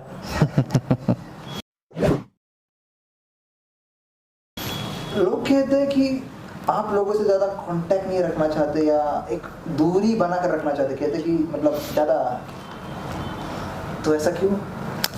सबसे पहले तो ये जो बात आपने बोली है वो सही नहीं है मैं लोगों से मिलता हूँ, मैं लोगों से कांटेक्ट भी करता हूँ, लेकिन लोग ऐसे कहते हैं कि बहुत एक क्या होता है, एक देखो, एक कोई खुलकर एक हमेशा से ओपन रहता किसी के लिए, लेकिन आप बहुत शायद मैं हर जगह पे जाता हूँ, हर जगह पे जाता हूँ, और जो लोग बुलाते हैं उनके यहाँ पे जाता ही हूँ। ये क्वेश्चन यहाँ पर है तो इसका मतलब कहीं ना कहीं ये रिलेट करता है। बहुत कम ऐसा हुआ है। अगर समझो मेरा दूसरा कुछ काम है, तो अगर किसी ने बुलाया है, कांटेक्ट किया है, अगर वो चाहते कि मैं उनके यहाँ पे आऊँ, प्रार्थना करूँ, तो मैं उनके समय से नहीं, मेरा जो समय है मेरे समय से उनके पास लेकिन जाऊँगा।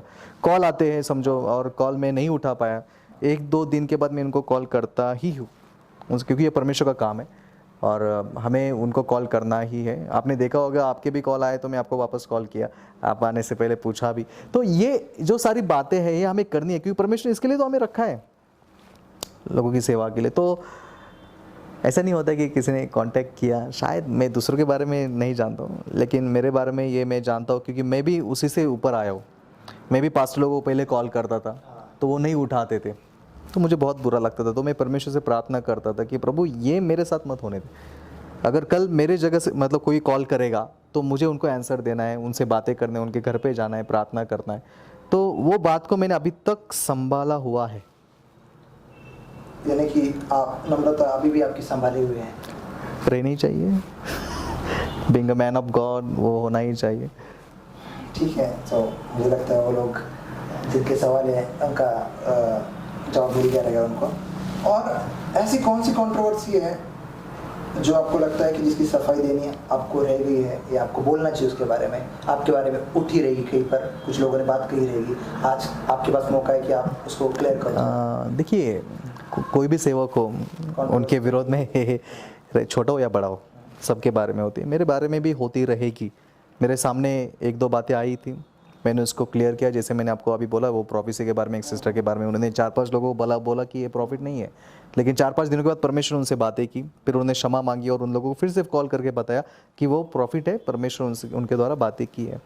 तो ऐसी बहुत सारी बातें हो गई। इससे मैं एक उदाहरण मतलब देना चाहूँगा, मेरे जहाँ से मैं मतलब सीखा, आगे बढ़ा परमेश्वर के सेवकाई में, तो वहाँ से मुझे बहुत सारे मतलब ऐसे सेवा करने के टाइम पे तकलीफ़ हुआ, और उसी से मैं सीखा हूँ। और मैं परमेश्वर का धन्यवाद करता हूँ, क्योंकि अगर वो तकलीफ़ नहीं होती ना तो मैं नहीं सीखता था। तो लोग आज बातें करते हैं, पास्टर के विरोध में बातें करते हैं, शायद मेरे विरोध में करते होंगे या नहीं होंगे, मुझे नहीं पता, लेकिन कभी कभी कान पे आता है, ऐसा सुनाई देता है हमें कि अरे आपके विरोध में ऐसे बातें किया, वैसे किया, ये वो वगैरह। तो मैं कुछ नहीं कहता हूँ, मैं प्रार्थना करता हूँ, परमेश्वर के हाथों में उनको देता हूँ। अगर मौका मिला तो उनसे बातें करता हूँ। किस चीज़ के बारे में आपको लगता है कि ज़्यादा आपके बारे में टारगेट हुआ रहेगा आपके लाइफ में? देखिए, इसमें अगर देखा जाए तो फर्स्ट पॉइंट ये जो मैंने बोला आपको, प्रोफेसी, ये है। और दूसरी बात अगर बोला तो मैं जब मिनिस्ट्री में आया तो मुझे लोग बोलते थे कि आप छोटे हो, अभी आपका समय नहीं है, आप मिनिस्ट्री मत करो। तो जहाँ जहाँ मैं जाता था तो वहाँ के जो सीनियर लोग होते थे, बहुत ही सीनियर, वो कहते थे अरे बच्चा है, इसको अभी खड़ा नहीं होना चाहिए, इसकी शादी नहीं हो गई अभी तक। तो ऐसे लोग जो है ना बातें करते थे, लेकिन मैं नहीं रुका। जहाँ जहाँ परमेश्वर मुझे लेके जाता था, मैं जाके परमेश्वर की सेवा जो है वहाँ पे किया। लेकिन बताना चाहूँगा कि लोगों से नहीं, लेकिन जो स्टेज के ऊपर पास्टर्स होते थे या फिर सीनियर्स होते थे, वो ही टोकते थे, वही बोलते थे कि आप छोटे, अभी तक आपको अभी मिनिस्ट्री नहीं करना चाहिए, आप थोड़ा सा वेट करो और सीखो, और उसके बाद आप आगे आ जाओ और फिर परमेश्वर का सेवा करो। नहीं, एज की वजह से। आपसे वो आपकी उम्र की वजह से बहस करते थे कि आपका उम्र इतना छोटा क्यों है? तो मतलब उससे क्या उनको प्रॉब्लम हो रही थी? उम्र से कुछ गलतियाँ हो रही थी आपसे?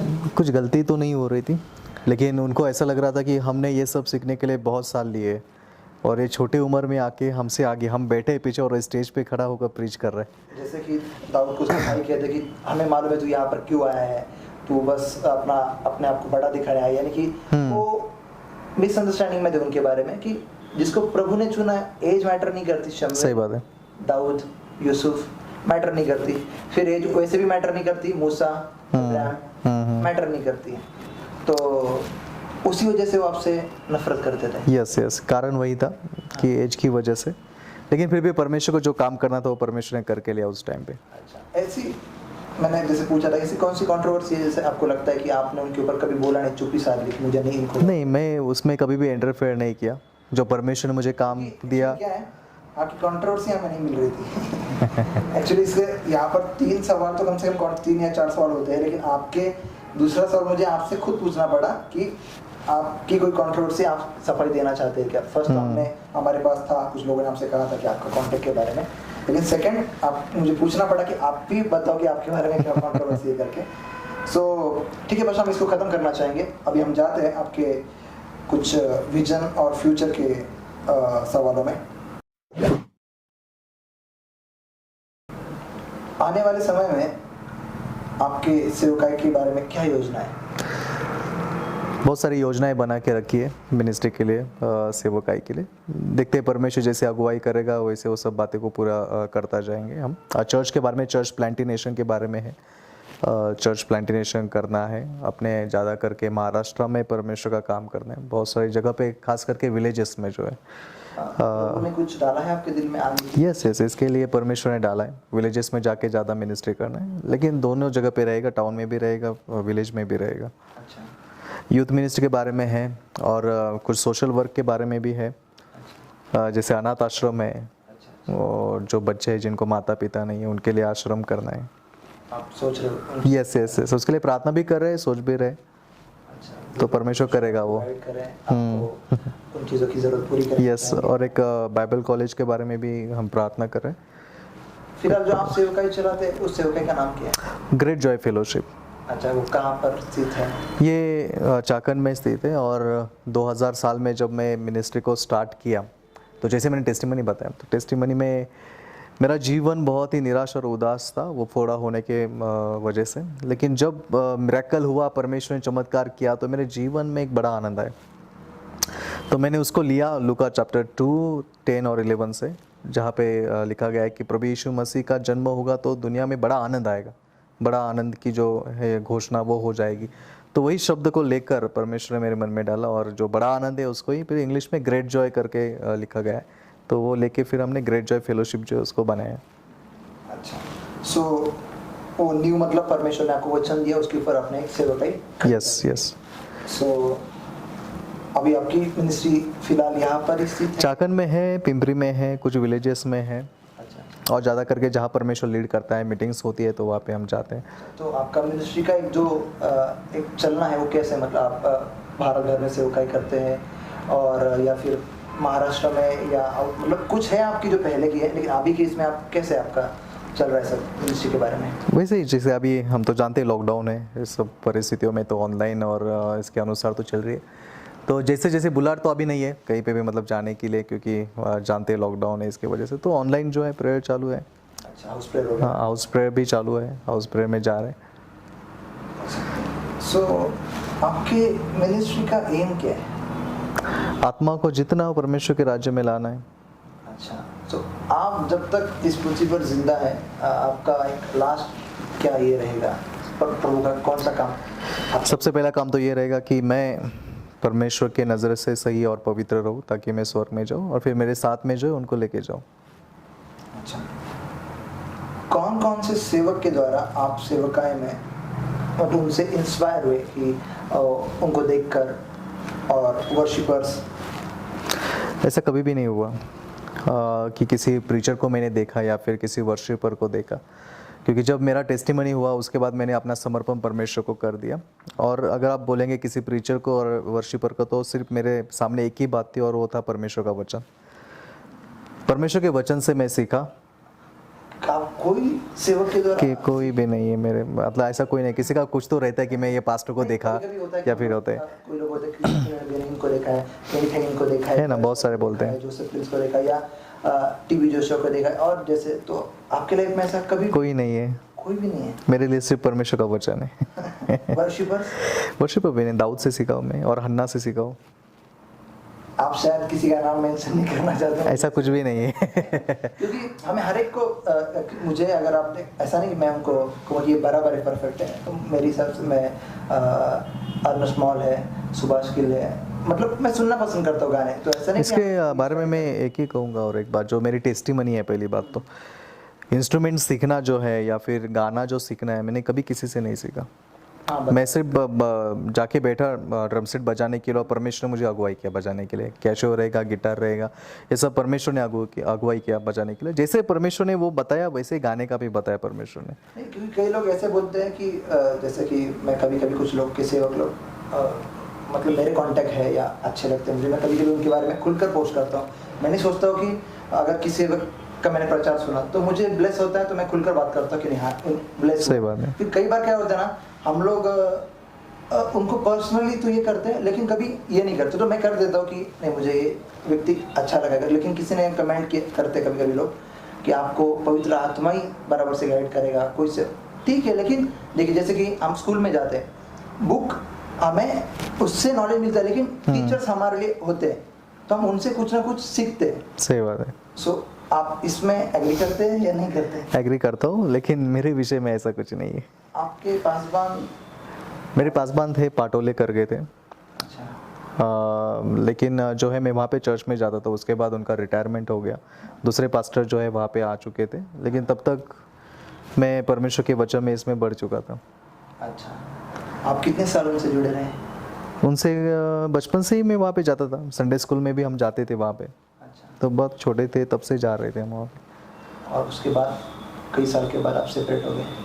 फिर मिनिस्ट्री के लिए मैंने जैसे बताया कि जब उनका ट्रांसफ़र हो गया, वो चले गए वहाँ से, दूसरे जो आए वो आने के बाद उनको पसंद नहीं था कि हम मिनिस्ट्री करें, बाहर जाए, सुसमाचार फैलाए। उनकी ऐसी इच्छा थी कि यहीं पे रहो आप।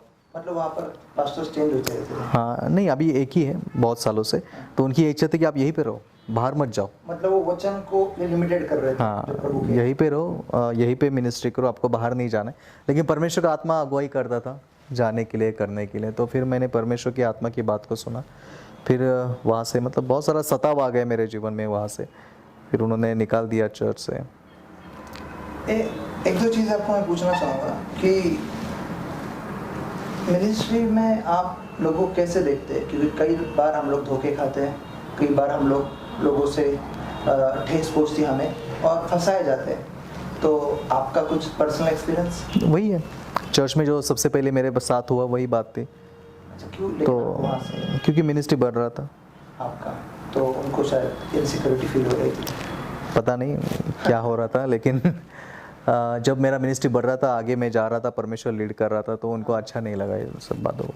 तो उसके वजह से उन्होंने मैं तो पहले वर्शिप लीड करता था चर्च में इंस्ट्रूमेंट बजा के, तो मुझे बंद कर दिया, वर्शिप नहीं करने आपको, फिर इंस्ट्रूमेंट नहीं बजाना है करके, फिर चर्च में नहीं आना करके, ऐसा करके मुझे और मेरे फैमिली को भी उन्होंने बहुत सताव किया। मतलब पूरा टूट गया फिर से। तो फिर हमने जो है परमेश्वर जैसे अगुवाई किया, उसके बाद 2-3 साल के बाद ग्रेट जॉय फेलोशिप का निर्माण हुआ। तो मतलब उसके बाद परमेश्वर ने फिर आपको आगे हाँ। और आगे बढ़ा के गए। अच्छा, एक लास्ट सवाल है आपसे कि आपके मिनिस्ट्री का सीक्रेट क्या है? जो भी आप सेवकाई करते हैं प्रभु की, इसका सीक्रेट क्या है? होली स्पिरिट। हाँ, लेकिन थोड़ा खुलकर बताएं, आप वर्ड में बताएंगे ताकि लोगों को समझ में आए, ताकि वो भी फॉलो कर सके। ठीक है, मिनिस्ट्री करना है हमें, सब कुछ है, लेकिन मैं एक वचन को याद रखा हूँ, जैसे जॉन 15:60 में लिखा है कि तुमने मुझे नहीं चुना लेकिन मैंने तुमको चुना है। तो मैं यही समझता हूँ कि हमने परमेश्वर को नहीं चुना है, जो भी काम परमेश्वर हमें दिया है उसके लिए परमेश्वर ने हमें चुना है। तो हमें सिर्फ परमेश्वर जैसे बोलता है वैसे फॉलो करने, आगे बढ़ना है। तो आज पवित्र आत्मा है जो हमें सिखाता है। हमें एक स्पिरिचुअल लाइफ मतलब आप कैसे मेंटेन करते हैं? क्या वर्ड ऑफ गॉड से। हाँ, नहीं यानी कि एक रूटीन रहता है हर एक सेवक का कि मैं इतना घंटा प्रार्थना करता हूँ, इतना घंटा मेरा। ऐसा कोई भी रूटीन नहीं है मेरा। मुझे जैसे पवित्र आत्मा अगुवाई करते हैं उस टाइम पे मैं प्रार्थना करता हूँ, बाइबल पढ़ता हूँ, क्योंकि रूटीन जब हम बनाएंगे तो हम लॉ में चले जाएंगे, नियम हो जाता है जब हम रूटीन करते हैं। लेकिन जब आत्मा से चलाए जाते हैं तो आत्मा कभी भी आपको प्रेरणा दे सकता है प्रार्थना के लिए। आपका पॉइंट मुझे बहुत अच्छा लगा, क्योंकि और एक्चुअल में मैं इसको देख चुका हूँ लाइफ में मेरे कि जो आत्माएं चलाए चलते उन पर कोई दंड की आज्ञा नहीं तो फिर रूटीन होने के बाद अगर प्रेयर मिस हो गई तो। पहला रूटीन था, पहले मैं करता था, लेकिन जैसे आत्मा अगुवाई करने लगा तो वो रूटीन मैंने बंद कर दिया। बाइबल कंडमनेशन नियम हो जाता है, हम फिर नियम से बांधे जाते हैं कि यही टाइम है, 7 बजे उठना है और 7 से 8 प्रार्थना करना है, फिर दिन भर में कुछ भी नहीं चलता। ये पॉइंट वही प्रार्थना मुझे मैंने लाइक आपने जो बोला है सच में बहुत, इसलिए मैं बोला ना, जो सीक्रेट आप बोल रहे हैं मिनिस्ट्री का, होली स्पिरिट। बट नहीं लोग नहीं समझ आप होली स्पिरिट बोलते, लेकिन कैसे लीड कर रहा है? क्योंकि आप अगर देखेंगे कि जो भी रिवाइवलिस्ट हो चुके हैं हमारे पूरे हिस्ट्री में, तो कुछ ना कुछ उनकी सीक्रेट थी। कोई लोग अन्य भाषा में ज़्यादा बात करते थे, कोई लोग का एक था कि वो फास्टिंग में ज़्यादा ये करते थे, कोई लोग का था कि वो सुसमाचार सुनाने में ज़्यादा ये थे। तो हर एक कोई अपना एक बना के, मतलब उनका एक था, शायद परमेश्वर ने उनको दिया रहेगा, तो वो एक उनका एक रेडियो का मेंटेलिटी या लाइफस्टाइल। और वैसे हम जानना चाहेंगे कि आपके लाइफ में क्या था, तो शुक्रिया आपने बताया कि होली स्पिरिट ही था, और होली स्पिरिट जैसे लीड करता था उस टाइम पे वर्शिप भी होता था, वचन पढ़ना भी होता था, मिनिस्ट्री भी होता था, और आगे बढ़ना भी। अच्छी बात है। Thank you so much pastor, आप हमारे that's good. प्रोग्राम में आए, आपने इतना आपका बहुमूल्य समय दिया, आपका हम बहुत शुक्रिया करते हैं। और हमारे जितने भी व्यूअर्स हैं, उम्मीद करते हैं कि ये सभी व्यूअर्स लोग आपके द्वारा बहुत अच्छे तौर से सीख सकेंगे और परमेश्वर की सही अगुवाई में बढ़ेंगे, और वो भी सिंपल और साधारण तौर से रहकर परमेश्वर की महिमा देंगे, अपनी और नहीं लेंगे। So thank you so much once again. Thank you very much brother, thanks to you. और अब आखिर में आप इस इंटरव्यू के इसमें बीच में आपको इस बारे में क्या लगा, एक आपका छोटा सा कुछ आपका राय, और आखिर में आप व्यूअर्स के लिए क्या सलाह देना चाहोगे, एक छोटा सा, जो भी आपको देखते रहेंगे आप परमेश्वर के लोग, और उनके लिए आखिर में आप सही बात है। धन्यवाद करूँगा मैं ये इंटरव्यू के लिए, और हमारे पास्टर भाई आनंद के लिए भी। और ये सब परमेश्वर की योजना थी, और परमेश्वर की योजना के अनुसार ये सब हुआ, आज इंटरव्यू हुआ। मकसद यही है कि ये इंटरव्यू के द्वारा लोग जो है कुछ सीख पाए और परमेश्वर में बढ़ पाए। बहुत अच्छा इंटरव्यू यहाँ पे रहा, और ये मेरे जीवन में पहली बार हुआ 21 साल की मिनिस्ट्री में कि बहुत सारे लोग पूछते हैं कि आपका सेवकाई कैसे बढ़ा, क्या हुआ, लेकिन आज पहली बार इंटरव्यू देने के बाद जो है मुझे थोड़ा शांति जो है मिल रही है कि ये जो बातें हैं लोगों के सामने आएंगी, अपने विश्वासी भाई बहन के सामने आएगी, ताकि वो भी इन सब बातों को समझ सके और अपना जीवन जो है परमेश्वर के वचन के अनुसार जी सके। तो मैं यहाँ पे जो सब जमा हुए हैं, पास्टर जी हैं और जो हमारे कुछ भाई हैं यहाँ पे जो ये सब वीडियो जो ले रहे हैं लाइव में, तो प्रभु आप सबको आशीष करे। राय जो बोला है कि राय देने के बारे में, तो मैं सबको यही एक ही राय दूंगा कि परमेश्वर निकट है, वो जल्दी आ रहा है, तो हमें जो है परमेश्वर के वचन के अनुसार चलना है। आप चलिए और पवित्र आत्मा की अगुवाई में चलिए। जैसे एक सवाल हमारे भाई ने पूछा, सीक्रेट क्या है मिनिस्ट्री का या आगे बढ़ने का, तो हम कुछ भी नहीं है, हमें चलाने वाला जो है वो पवित्र आत्मा है, होली स्पिरिट है।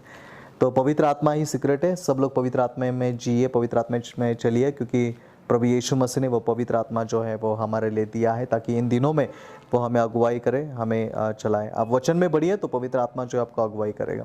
जो वचन में रहते हैं उनको ही पवित्र आत्मा अगुवाई करेगा, उनको ही पवित्र आत्मा आगे जाने के लिए सहायता करेगा। तो राय में इतना ही देना चाहूँगा कि प्रभु जल्दी आ रहा है, आप सब लोग तैयार रहिए, पवित्र आत्मा में बढ़िए, ताकि जब प्रभु यीशु मसीह आए तो उनके साथ हम भी उठाए जाए। प्रभु आप सबको आशीष करे। प्रार्थना करेंगे हम, ताकि परमेश्वर की महिमा हो। पिता हम धन्यवाद करते हैं सब व्यूवर्स के लिए भी, परमेश्वर आपकी आशीष दीजिए। और परमेश्वर पिता जो भी इन्होंने आज बातों को सुना हुआ है, परमेश्वर ये इंटरव्यू तो एक मकसद है प्रभु, ताकि आपका जो महिमा है वो होना चाहिए, और वो महिमा परमेश्वर हो चुका है, हम विश्वास करते हैं यहाँ पे। अभी आगे परमेश्वर सारे व्यूवर्स को मैं आपके हाथों में देता हूँ प्रभु जी।